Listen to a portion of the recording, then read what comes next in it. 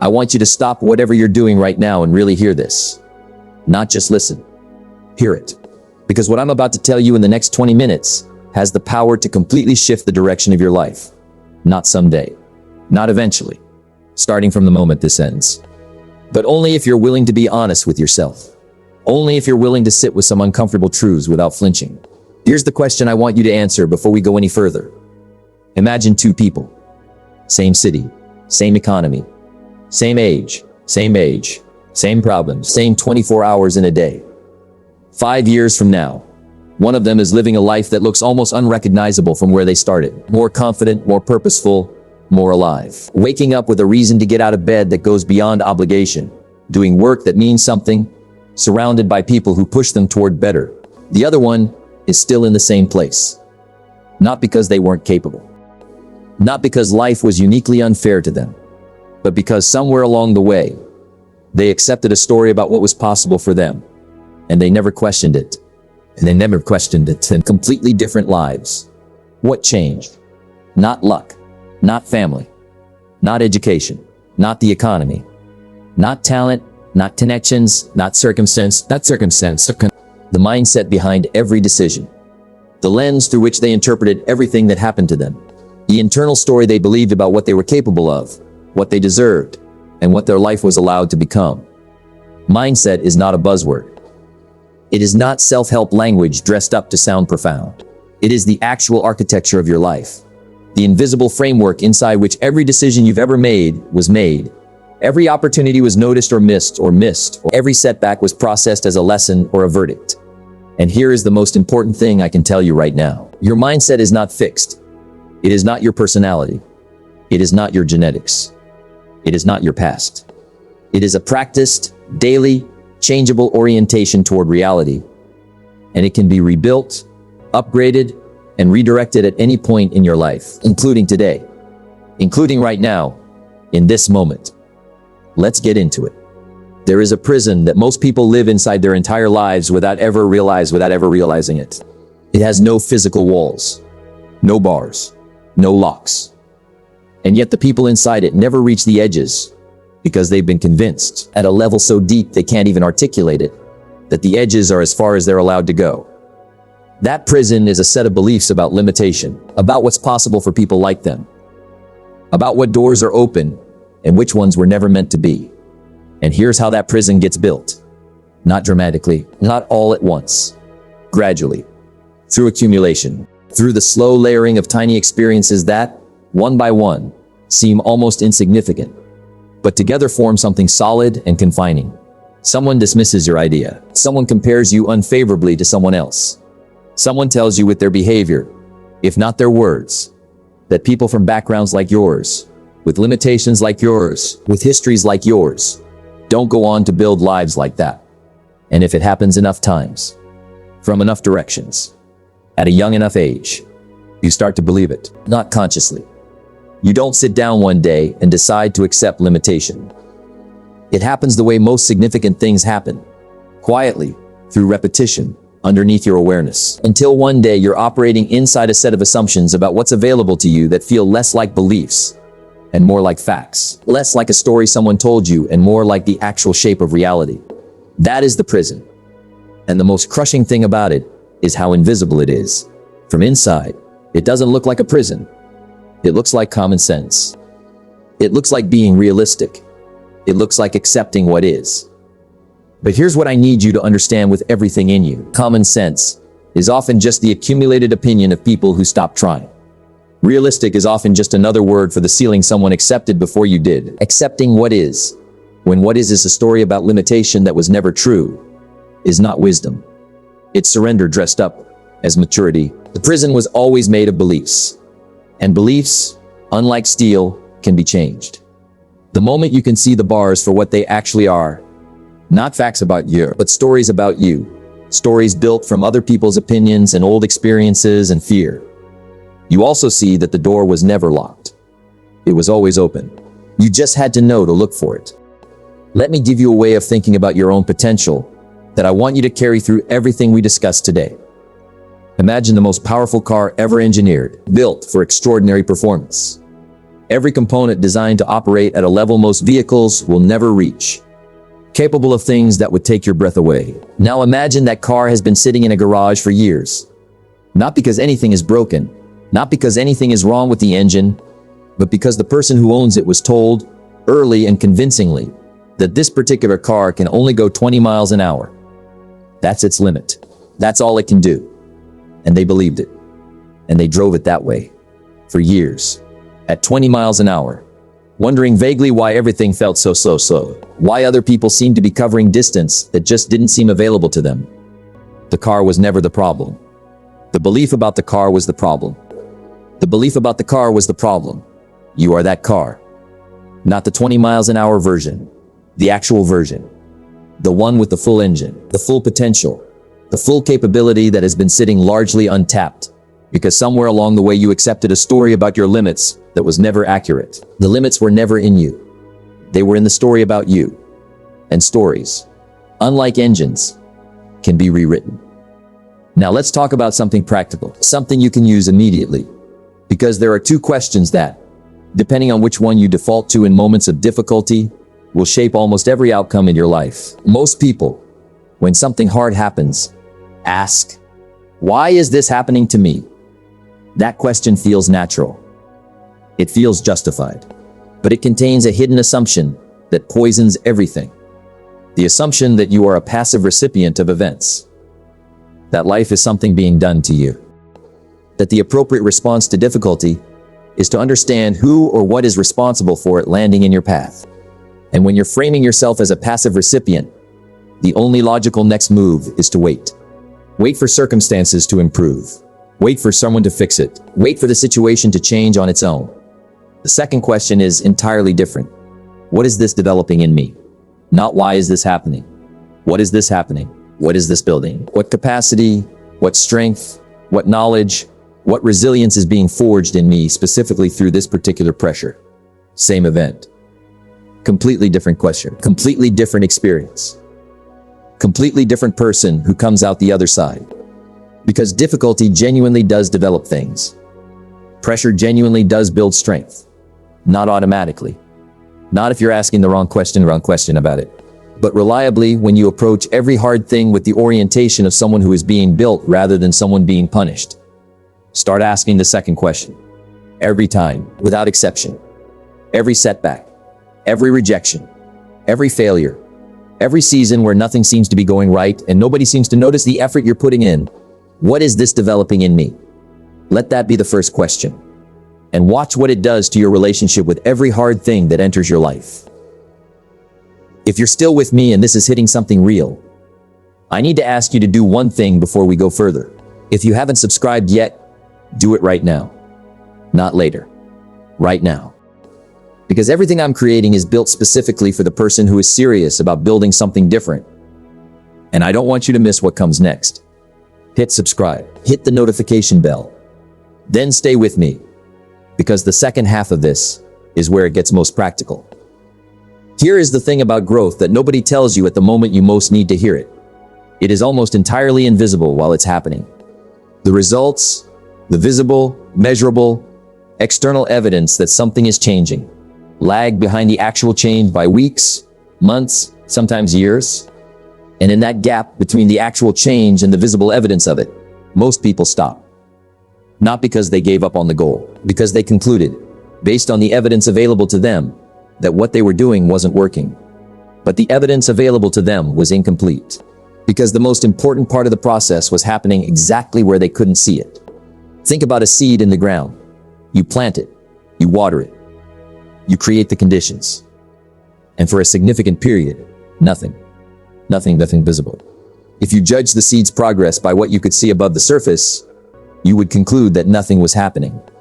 But beneath the surface, something fundamental is being built. The root system is being established. The infrastructure of everything that will eventually appear above ground is being laid with extraordinary care and thoroughness. And the critical thing about roots is this: the deeper and more thoroughly they're built before anything breaks the surface, the stronger and more resilient the eventual growth will be. The visible part that emerges is always a product of the invisible work that preceded it. Your life works exactly this way. There are seasons of planting, seasons where you are doing the work, reading, practicing, building new habits, shifting your thinking, choosing differently, and nothing visible has changed yet. You look the same to other people. The external circumstances haven't moved. The numbers don't reflect the changes yet. But beneath the surface, the root system is being established. The foundation is being laid. Something real is being built. And one day, often faster than you'd expect once it starts, things break the surface. And they break through with a strength that could only have come from deep roots. If you're in that underground season right now, if you're in the place where you're putting in the work and the evidence hasn't caught up yet, if you're doing the right things and seeing very little of the expected return, I need you to hear this with everything you have. Don't stop. Not because you can see it working, because you understand enough about how this works to trust it even when the evidence is still forming. The roots are being built. Stay in the season. Now let's talk about confidence, because almost everyone has this backwards.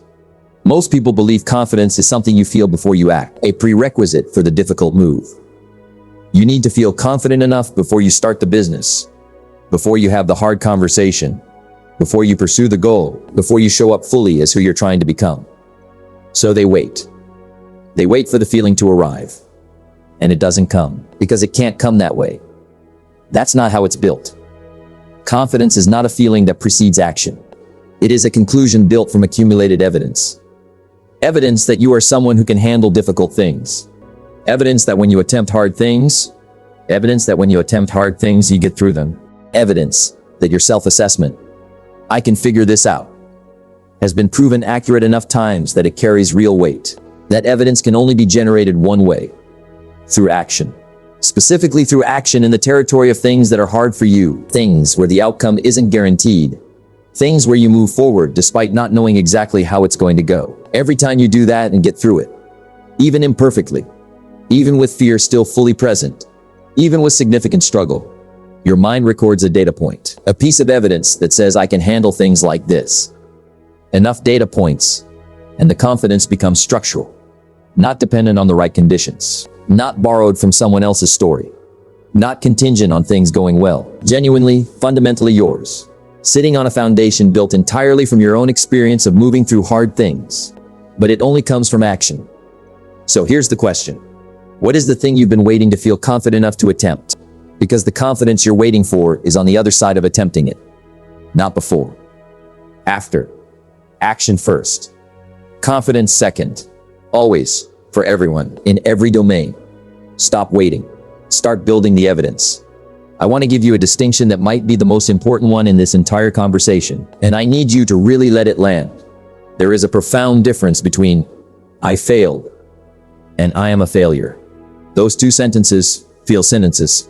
They reference the same event, but they are describing entirely different things. And living by one versus the other produces entirely different lives. I failed is a description of an event.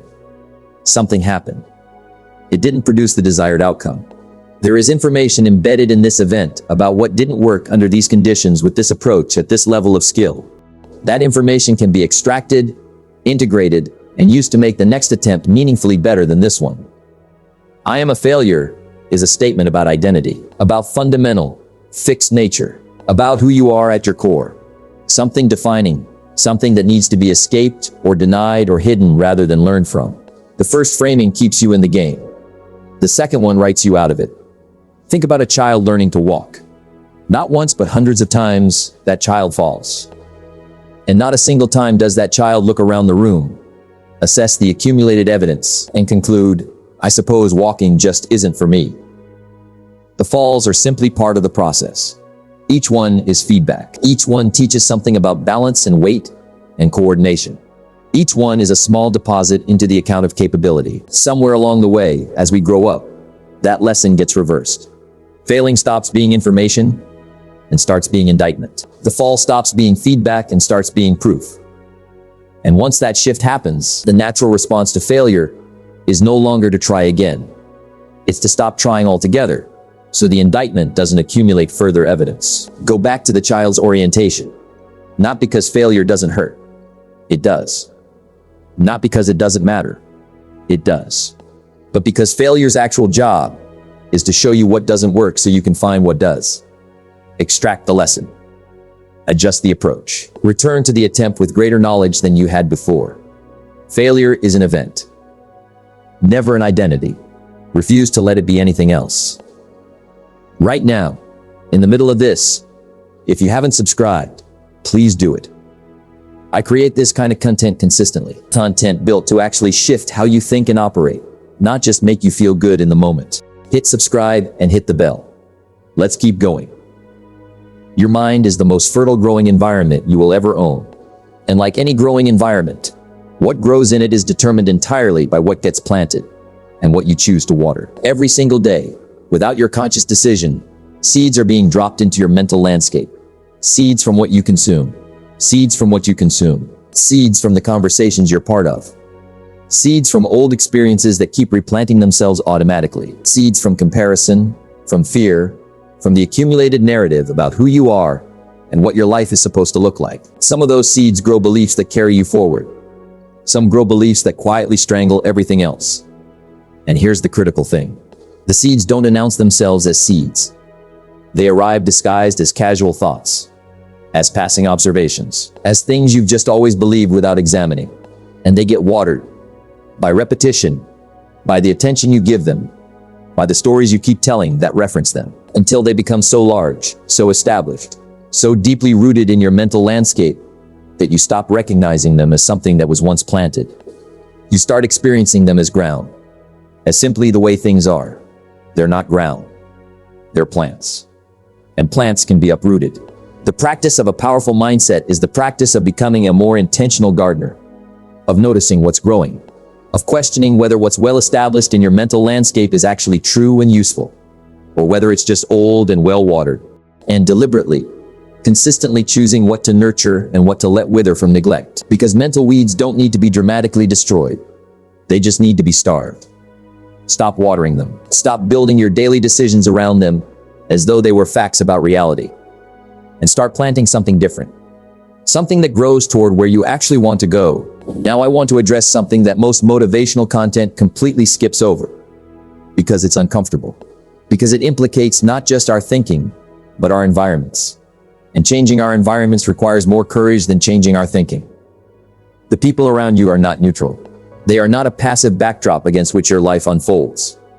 They are an active force, constantly, quietly, powerfully depositing into your mental garden their beliefs about what's possible, their comfort with risk, their tolerance for mediocrity or their refusal of it. All of it is planting something in your landscape with every interaction. And if the people closest to you have normalized a certain ceiling, have made a certain level of ambition and expectation feel like the natural standard, you will feel the gravitation, the pull of the gravitational pull of the gravitational pull of the ceiling, even when you're in the ceiling, not because they're sabotaging you intentionally, because proximity is influence. And influence, sustained over time, becomes belief. This doesn't mean abandoning the people you love. It means being honest about what the dominant influences in your daily life are currently building in you, and whether that's the direction you actually want to be compounded in. Guard the gate. Not anxiously, but with the deliberate clarity of someone who understands that what enters your mind builds your life.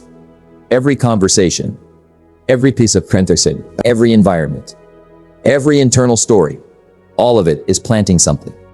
Make sure most of what you're planting is growing toward who you're trying to become. Here's one of the most counterintuitive truths about building a life that actually reflects your values and goals. The people who do it most consistently are not the people who feel the best. Not the most emotionally stable, not the least afraid, not the most naturally motivated. They're the people who have built principles strong enough to operate even when the feelings don't cooperate. Feelings are real. Feelings are real. Feelings matter.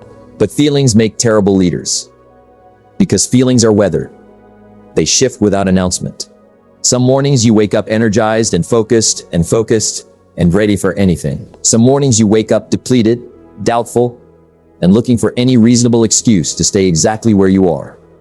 And both of those mornings, the goal is still the same. The commitment is still the same. The person you're trying to become hasn't changed overnight. What carries you from one morning to the other isn't motivation. It's principle. A principle doesn't negotiate with your mood. A principle doesn't require you to feel a particular way before it applies. A principle simply states, this is who I am, and this is what I do. And that statement was made in clarity and does not need to be remade every time the emotional weather changes.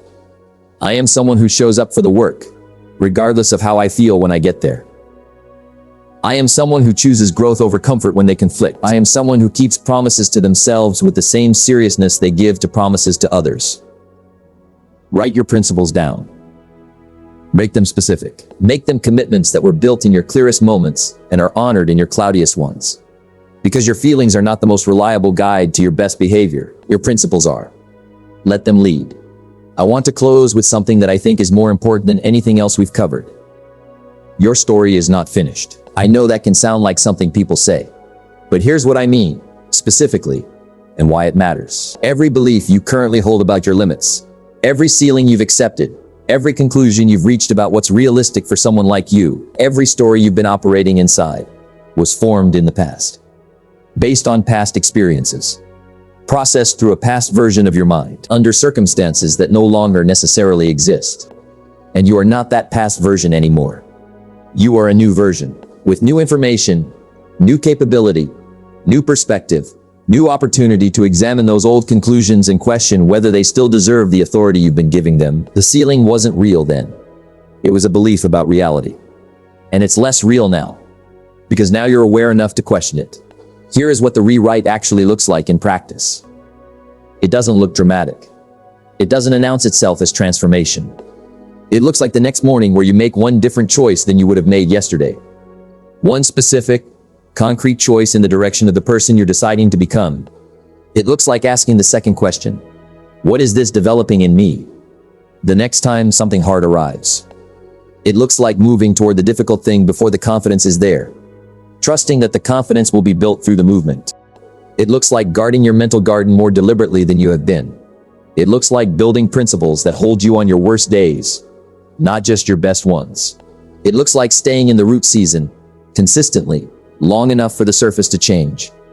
None of it is glamorous. None of it produces immediate, dramatic, visible results. All of it works. Quietly. Consistently. Compoundingly. And one specific future day. You will look back at this moment, at this ordinary day where you made the decision to operate differently, and you will understand that this was when the story changed. Not when the circumstances changed. Not when the luck arrived. Not when the world finally recognized something about you. When you decided to change the questions you were asking, the beliefs you were watering, the principles you were building your behavior around. Your mindset is everything. Not because mindset is magic. Because mindset is the lens through which every single thing in your life gets processed. And a different lens produces a different lens. Change the lens. Change the questions.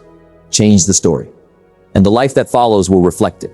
Before you go, subscribe right now if you haven't. I put this kind of content out consistently, and I want you to be here for the next one.